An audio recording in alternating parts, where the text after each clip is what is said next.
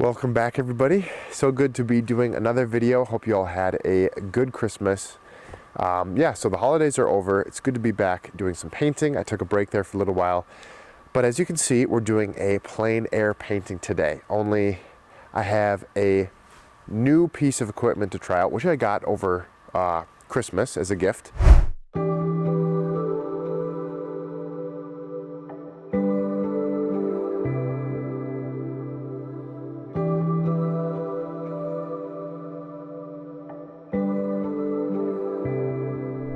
I'm really excited to try it out. I can't remember the specific name of it, but we have a really high quality French easel here that I quite clumsily set up for the first time outside, and I'm going to try it out.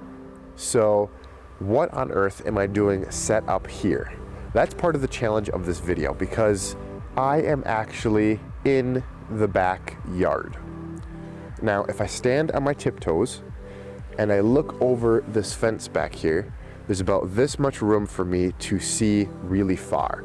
And way off in the distance, there are some beautiful bluffs, woodlands, and some snowy fields below. It's very inspiring to me. So the challenge is going to be finding inspiration and painting a painting in the most unlikely of places, just to kind of prove that you can find beauty in a lot of unexpected places. So that's the challenge. That's what we're going to try. I'm really excited to try out this new easel. But yeah, let's get into it.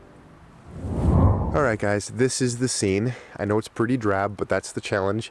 I'm going to start with the things that I like about the composition here, and then I'm going to end with the things that I don't like and things that I want to change or take away.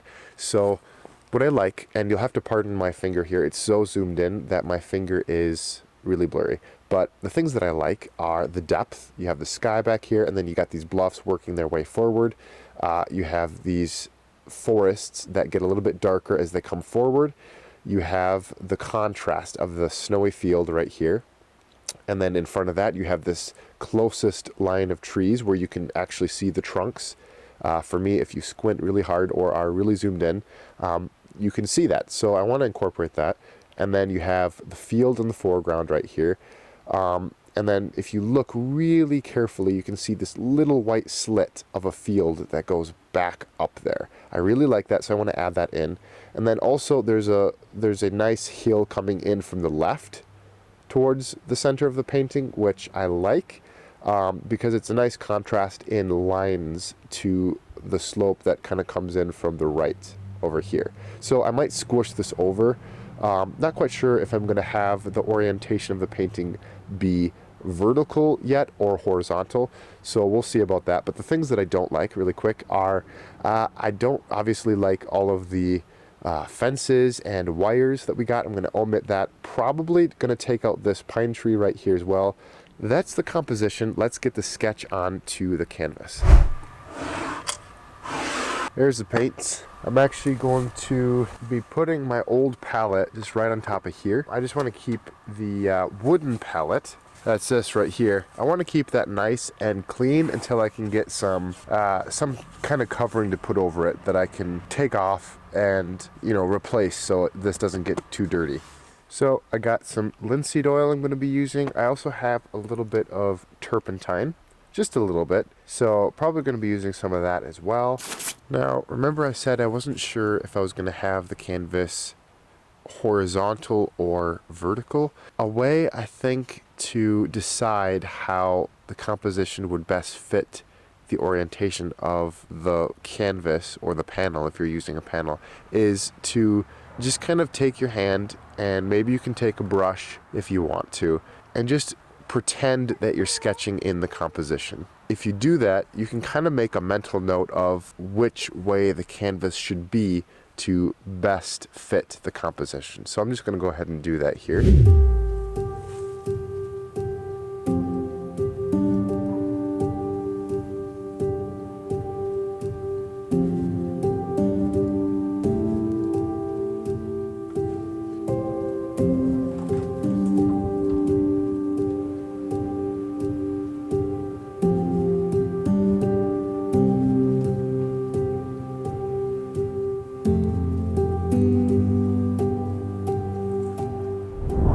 I've decided to have the canvas be horizontal. I just feel like that's going to serve the composition a little bit better, and you can also see that I took away the old canvas, which was toned with burnt sienna, and I just swapped it out for a regular white canvas. Just because it's a winter scene, and I just feel like the warm burnt sienna is just going to be a little bit too warm for the scene. So got that all set up. The canvas size that we're going to be using today is a 11 by 14 inch canvas. So let's take a look at the paints that we're going to start off using on the palette. All right, we're going to start off, whoa, if I can get it open. Wow, that's tight on there, man. Titanium white, squeeze, I'm going to need more than that. Sky blue, phthalo blue, and we got some Payne's gray, burnt sienna, and finally a little bit of brilliant red. And we're just going to start off with those colors for now. Alright, so I think I want the hills to come up right about to this level back here. Those are going to be the furthest away hills. And then there's another one that comes in right about that level and goes off that direction. And then it kind of just tapers off this way. Some forest back there. We got that spot that goes right back in there. Got a line of trees right out in front here. Okay, so those trees are quite a bit closer, and then this is all going to be a closer field. And we also have some slight indications here of another hill coming down like that, just to help me kind of get the picture in my head of how the land is sloping. I'm going to bring this hill down a little bit more perhaps. And just to add a little bit more interest, I think I'm going to put some clouds in as well. In fact, there is a bank of cloud that's moving through, so it's going to be darker here. I do want to drop this forest line a little bit here. Yeah, bring the tree line down a little bit. Just going to lower that tree line over there as well. Alright, I'm also seeing back there that there is a line of bluff that kind of comes down like that. There's going to be a bluff line right back there, so that's going to be pretty far away. That's a lot closer. We're just going to lower that tree line there a little bit, which is going to be in the foreground. Maybe lower that even just a little bit more. We'll try that. Alright, we'll go with that for now. All of these are synthetic bristles that I'm using today. But yeah, we're going to start with something just a little bit bigger to put that sky in, because we're going to start with what is furthest away and work our way forward. So I'm going to grab some of this titanium white here. I want to really lighten this up. Alright, so I'm mixing my paint color here. Basically all I've used for it is some of this phthalo blue, just a little bit. Actually what was left over from the sketch. And I mixed in a lot of titanium white, a little bit of burnt sienna, and I'm thinning it with turpentine. And I think I'm just going to use the turpentine for the block-in stage, which is when I cover the entire canvas with its first layer of paint. And the reason I'm just using turpentine in that stage is because it helps me work quick, and also I want to observe the fat on lean principle, which in a nutshell basically just means I'm painting in a way so that layers don't dry on top of wet layers that are still drying, because that can cause cracking. So we're going to take the sky color and apply it, see how it looks. Alright. Oh, that's looking pretty dark, so I'm going to use that for up here. That's going to be the shadow in the cloud, I think, to start. And we're going to take a lighter color and put that in underneath. Probably will end up lightening it a little bit more than that.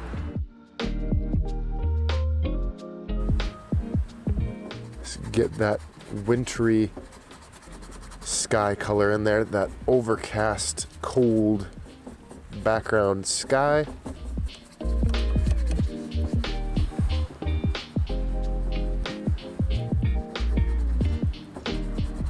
I think this is going to be good enough for now. I'm going to come back to the sky a little bit later, but I think that's a good base for it. All right, let's put that bluff in. Actually, I might want to lower it just a little bit.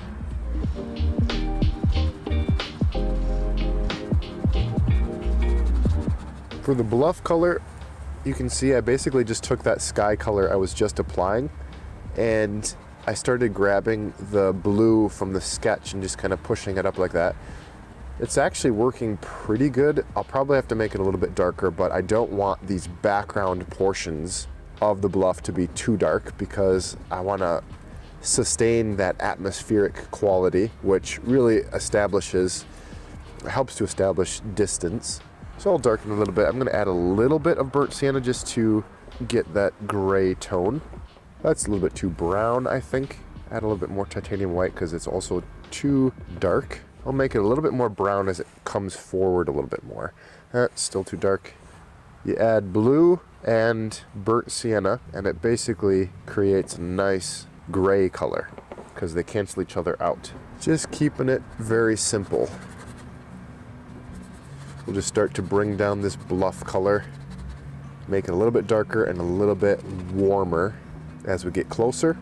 I used to work retail, and whenever I would get home, I would just really, because I'm an introvert, and I would really like to just kind of escape from all of the fast-paced bustle that I would see working retail, especially on the cash registers.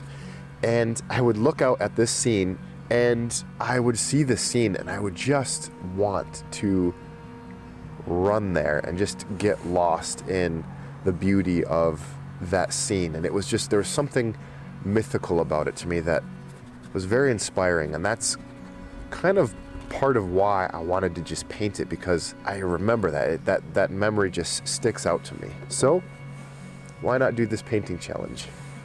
All right, I'm gonna make a little bit of a darker color here. So I'm gonna take some of this blue, some of this burnt sienna, mix it in. A lot of titanium white. We're going to be using a lot of that. Mix it all together. I'm going to add a little bit of that, mind you, of that brilliant red to get a nice violet, a little bit more of a vibrant violet sort of looking gray, and to warm it up a little bit. Maybe a little bit more brown. And we'll take this up there and see how this looks. I might need to add a little bit more titanium white to lighten it up, but we'll just try it out. Also, let's get a little bit more of this turpentine in there, just to help the flow. All right, let's take this color up and see how it looks. Oh, that's pretty good. I'm just gonna lightly touch it in there. Let it fade back into that background area. Make some tree shapes roughly. Don't get too descriptive right now. Keep your brush strokes loose. As you can see, I'm going up and down with my strokes, and that really helps to convey the feeling of those trees standing up on the ridge line like they are. Okay, mix something a little bit more dark. Now, as I look back there, I can see that there's a little bit of a purple quality to those hills. It might be the lighting that we have, this overcast lighting. There's a few snowflakes being thrown down at me here from these skies, but just a little bit of purple that I'm seeing back there. So I'm going to add just a little bit of brilliant red to this mixture, and we'll try this out and see how it looks.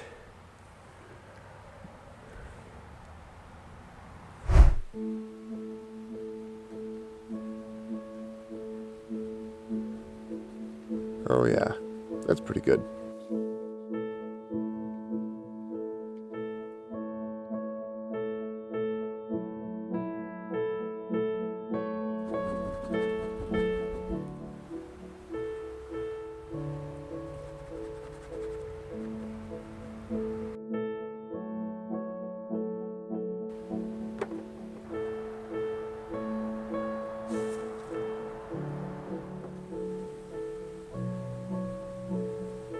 All right, now I'm gonna work on putting in the field color, which is very snowy, so it's gonna be quite white. So I might just actually want to clean off my brush. Take some of this titanium white here, a little bit of turpentine, and you see how the titanium white is mixing with the leftovers on my brush, just because there is a little bit of a residue and it's making it a little bit darker. That's fine. I'm going to try that and see how it works.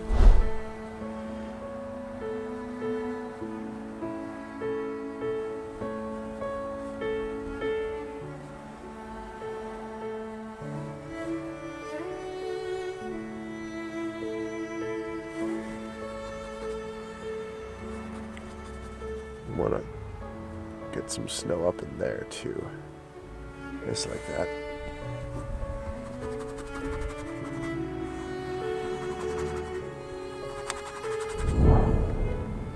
Yep, there's a lot of brown showing through up on the field way back there. That's just because the snow isn't super deep, so I can add some brown into the field as well.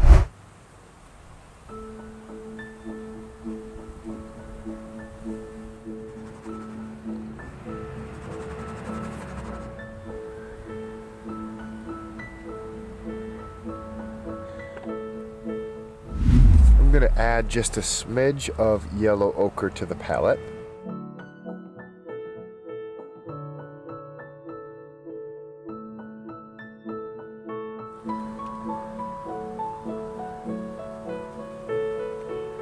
Alright, so this is basically the block in.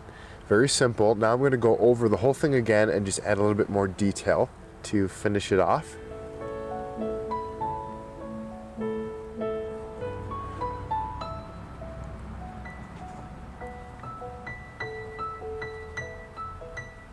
Forgot to put those trees in there.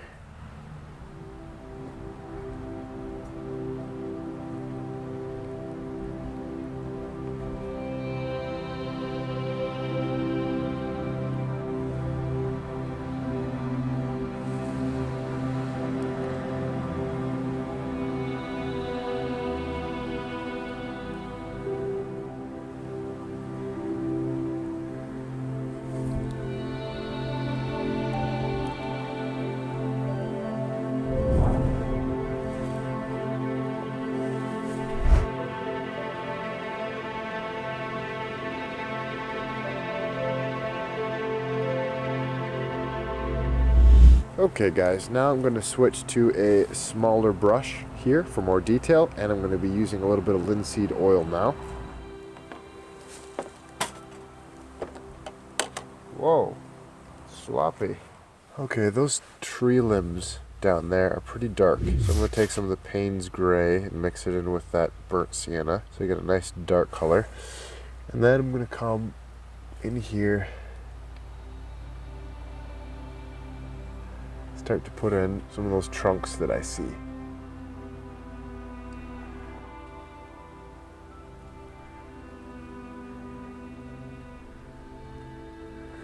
I want to add a little touch of that phthalo blue.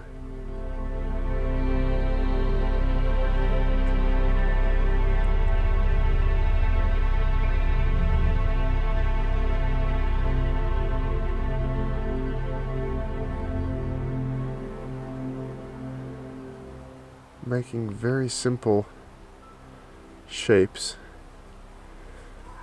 and letting them tell their own story. If we get too muddled down with detail, we're going to spend too much time out here. The idea is not to come up with the perfect painting, but to gain inspiration. And also, when you do en plein air paintings, because of the amount of time that you're given, which is not very much, you are sort of handed the rare opportunity, at least for me, I found out, to really see what your style is when it breaks down to its most basic level.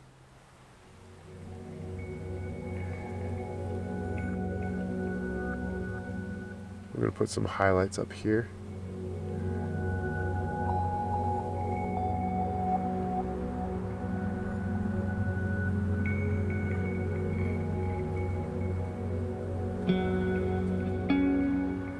Ooh, that's a bit dark.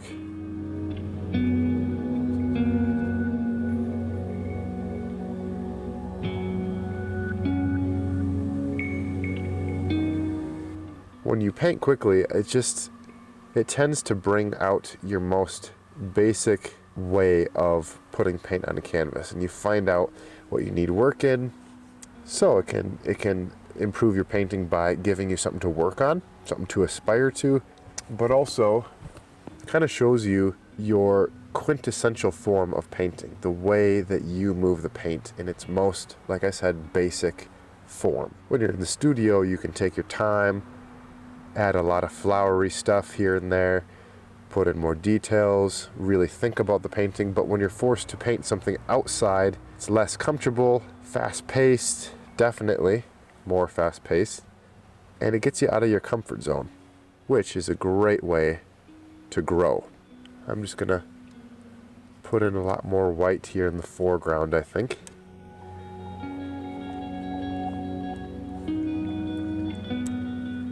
I want to add just a little bit of white trees poking through here at the edge of the forest. If you look carefully up there, you can see those. Make them I don't want to make them too white, but just some indications of them being there. That's all we need.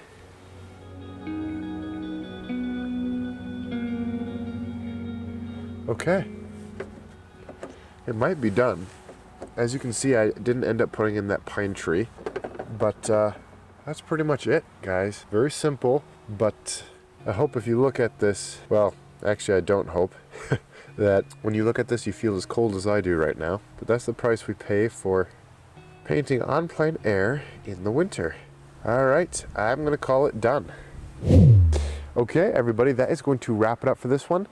It was definitely an interesting challenge.